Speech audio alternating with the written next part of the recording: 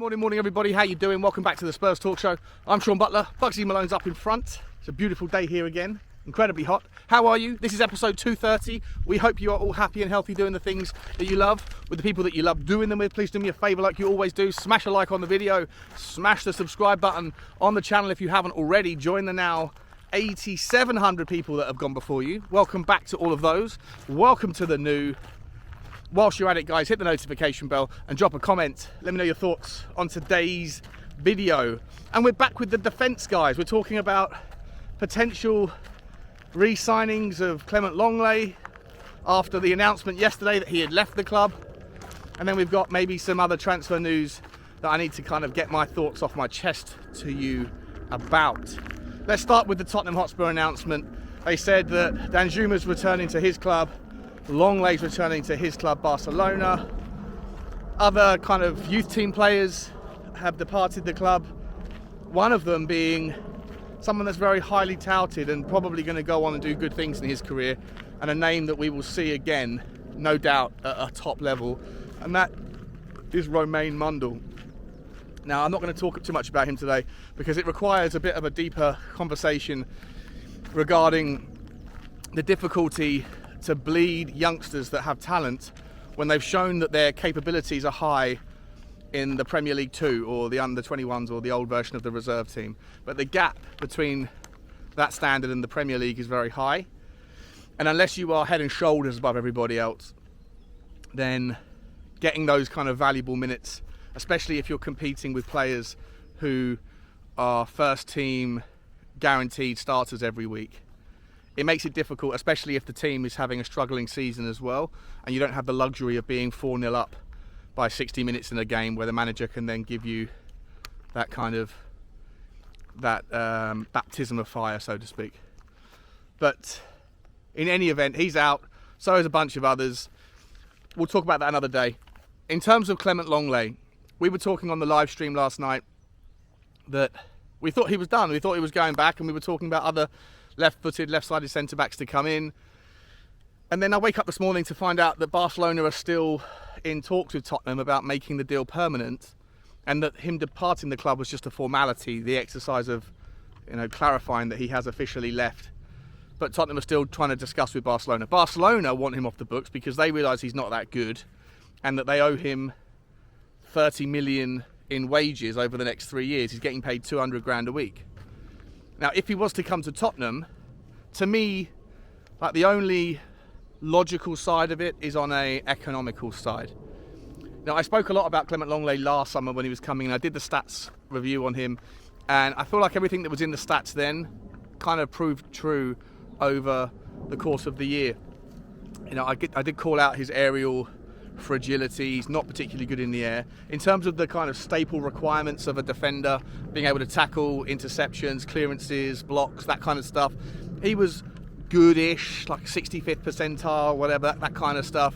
But where he excelled was with the ball at his feet, his ability to, carry the ball out of the back final third into the midfield third, his ability to ping long balls, his accuracy, his short and medium pass accuracy, all of that stuff was in the highest level. And I think we saw that to a degree over the course of last season. We saw him exposed for his lack of pace when he was playing on the left of a back three, and then you are facing tricky, fast, low centre of gravity inside forwards like Marcus Edwards at Sporting, for example. Absolutely exposed him for having the big turning circle and just the lack of pace that is clear for everyone to see.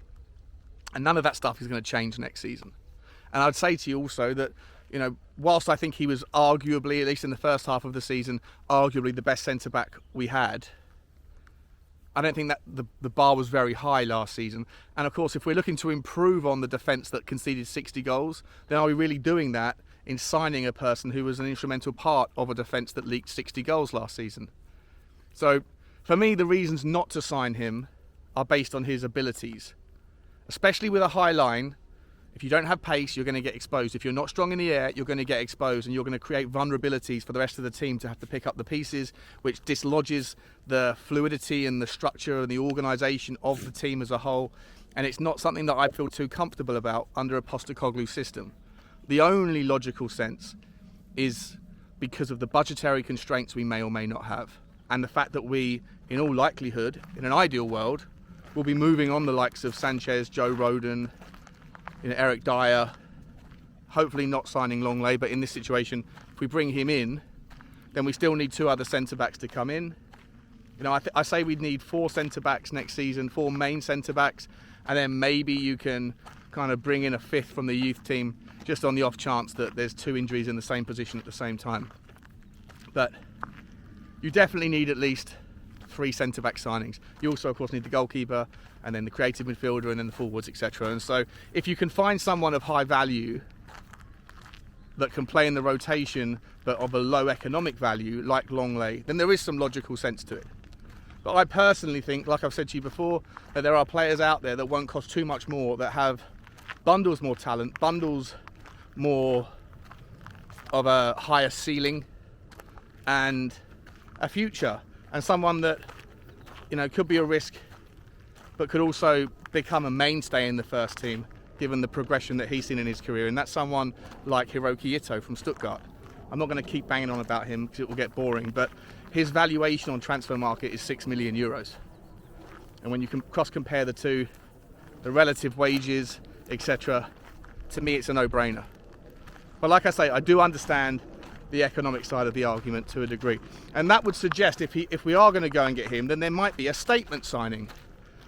And that's where we're going to move the conversation forward now, because I've woken up this morning to the news that Tottenham have been sniffing around Marc Guehi of Crystal Palace fame, a left-sided centre-back, another player who plays with his right foot as his dominant foot. And Crystal Palace allegedly wants £60 million for Marc Guehi. Now, I know a lot of you might think he's a really, really talented footballer and that he's sniffing around the England team. And of course, you've got the English tax. And he's very young, so there's the kind of sell-on value and the asset valuation that will, maintain itself over the course of the contract. Again, I understand those sides of the argument, but I'm going to be entirely honest with you. Before I ever looked into his stats, I was never a fan of Marc Guehi.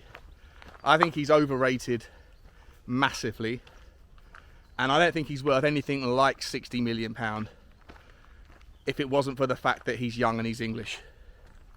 And I'm going to call out some stats now. I had to write them down. There's so many bad ones that I didn't want to get them wrong, because I know a lot of you will probably not like me saying that Guehi's not a good player, because you might think he is. But look at this, right? His passes, he's only got an average 75%. For a centre-back, that's not good enough. 75%, this isn't the 75th percentile, this is 75% accuracy. For a centre-back, that's not good enough. You should be 85%. His long pass completion, which is a core asset of what you need for someone playing the high line. Remember, we are not looking at him playing a pragmatic style of football. Progressive football with a high line, the fundamentals of pace, aerial ability, the usual staples of tackling, interceptions, blocks and clearances, being able to progress and carry the ball out of the back so you can break the line and create space and then begin the move, and obviously be strong and dominant as well, and good positional, good concentration. When it comes to tackles for Crystal Palace last season, he was in the bottom 45th percentile. That's just in tackles that he got involved in. When it comes to tackles that he won, he was in the bottom 30th percentile of all defenders across the top 5 leagues in Europe. When it comes to tackles won in the midfield third, which is the area of the pitch where he'll be doing a lot of the tackling as a high-line defender, he was in the bottom 19th percentile. 81% of defenders were better at him at tackling in that area of the pitch. When it comes to dribbles, being dribbled at by defenders, which isn't something you'll see so much when you're playing the high line, but there will be occasions when obviously everyone's parked back and that's the situation. Bottom 45th percentile. In terms of challenges, when he was in like duels, basically challenges lost, he was in the top 55th percentile.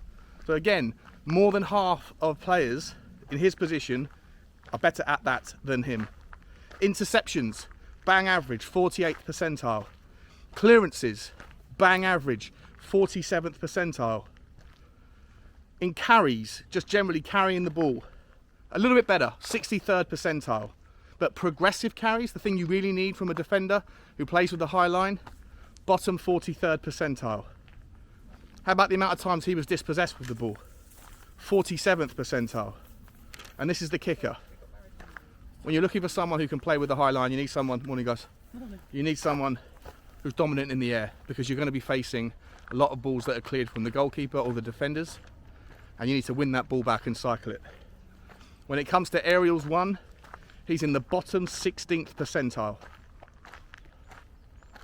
And the percentage of aerials that he won is 55%, which again is in the bottom 26th percentile. 75% of all defenders in the top 5 leagues win more headers than him. And that's in no small part because the guy is 5'10".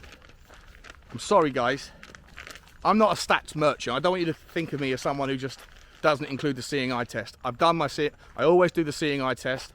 I always go and check the tape. I also noticed these things about him before I looked into the stats. The stats confirmed my suspicions. He is a bang average defender on the things that we need him to be good at for the higher line defensive capabilities. I wouldn't even say he's that fast. He's not slow. He's definitely not slow, and he's a lot faster than Clement Lenglet. But if he is going to come in as a right footer and be our statement left-sided centre-back, I've got real worries about that.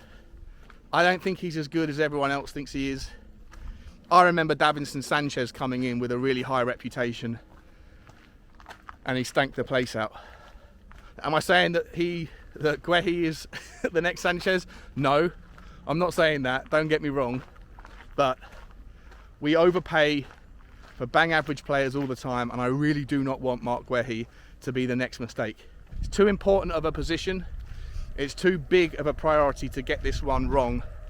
There are better players out there than him for a fraction of the price. And if you're thinking about spending 50 million quid on a centre-back, go and test the water of someone like, in the dream world, I'm probably sure he wouldn't come. Go and see if you can get a Laporte. Would Manchester City be interested in taking 50 million, 60 million for him? What about go to Edmund Tapsoba's agent at Leverkusen? Go and bring that guy in. But there is a bunch of other left-footed, left-sided players that may have more balance, that are more capable than everything and anything that Guehi is statistically, and the seeing eye test in my mind tells the same story. It's nice to hear that Davinson Sanchez apparently wants to leave the club. That's the other story I wanted to talk to you about today. It's nice to hear that he is fed up with Tottenham, having only played 10 games, and obviously what happened with the booing towards the end of the season. Maybe his heart is elsewhere now, and it's understandable. Tottenham hopefully won't stand in his way. Don't know who's interested in him. Don't know if any clubs around the Premier League would be. I'd be surprised. But maybe he can go and get some love in Italy or in Germany, where maybe the game is a little bit slower, a little bit different, a little bit more methodical, and he can resurge and regenerate his career. And look, I'm not a fan of the player, and obviously he's got too many mistakes in him, but I would wish him well. I hated seeing him getting booed, because he would, to me, felt like the scapegoat on a lot of frustrated fans' minds. But the entire team should have been booed, not just one player in that game, and I felt sorry for him on a personal, human level. And I wish him well, and I hope if he does leave, he can kick on and find happiness and be a part of a good team somewhere else. But it's nice to see that that story is emerging. I'm worried about Clement Lenglet, and I'm really worried about Marc Guehi. There's bigger and better for cheaper. All you got to do is open your eyes. Let me know your thoughts, guys. Like, subscribe and comment, and as always, bye bye.